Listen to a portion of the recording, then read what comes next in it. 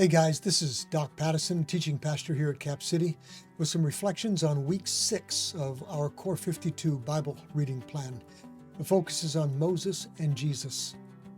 Now guys, the people of the Old Testament world were steeped in the Old Testament. They knew the stories, they knew the prophecies, and they were waiting. They were waiting for Elijah, waiting for a new Moses, waiting for the Messiah, and they thought they were ready. So when John the Baptist shows up, they immediately ask him, "Are you Elijah? Are you the prophet?" And John is like, "No, but he's coming. I'm just getting things ready."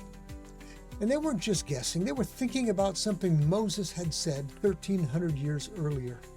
In Deuteronomy chapter 18, Moses tells Israel, "The Lord your God will raise up for you a prophet like me from among you. You must listen to him." In fact, God tells Moses, "I will personally deal with anyone who will not listen to the messages this prophet proclaims on my behalf." Well, that promise shaped Jewish expectations for centuries. A prophet like Moses, he was coming. And so when Jesus feeds the 5,000 with what looks like a McDonald's Happy Meal, the crowd says, "Surely this is the prophet who is to come into the world." And when Jesus teaches with authority, people whisper, "Could this be the one?" You see, they knew Deuteronomy 18. They just didn't understand it yet. Well, after the resurrection, Peter stands up in Jerusalem, Acts chapter 3. And what he says essentially is this: "You guys killed the author of life, but God raised him up." And this is exactly what the prophets had promised. And then Peter quotes Moses. Here it is. He says, "Do you remember that prophet Moses talked about? The one we were supposed to listen to? That's Jesus."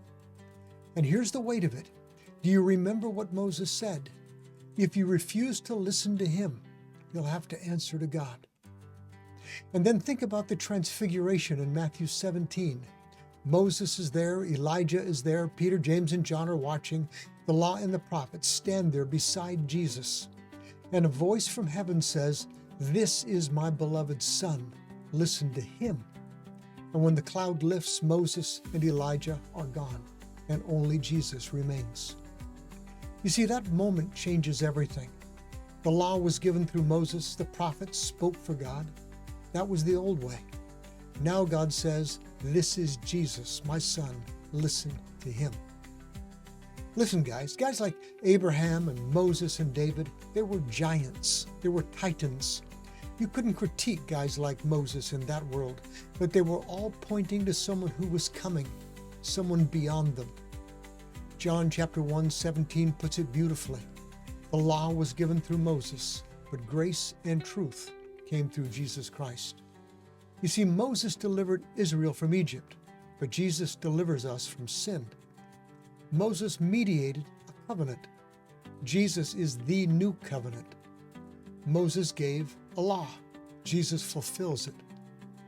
So here's the question for week 6. Are we just admiring the story of Moses, or are we actually listening to the prophet that Moses told us to listen to? Because there's a thread running from Deuteronomy through the Gospels to Acts, and it's simple. God has spoken finally and fully in Jesus, and the command hasn't changed. Listen to him.